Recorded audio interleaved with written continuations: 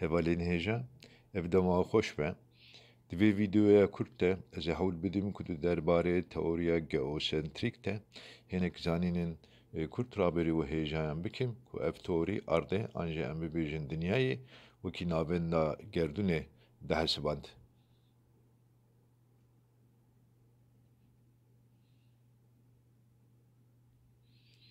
Ev teorî teoriya sternasiyê a ku di serdema pêşîn de ji aliyê sternasê Batlamyûsê Yewnanî ve hatiye geşkirine.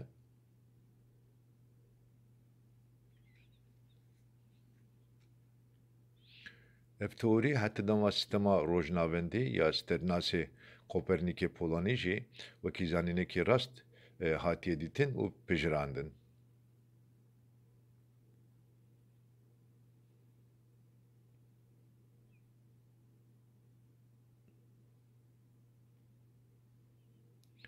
Li gor teoriya geosentrîk ku dinyayê wekî navendê dibîne, dinya nalive û di navenda gerdûnê de ye.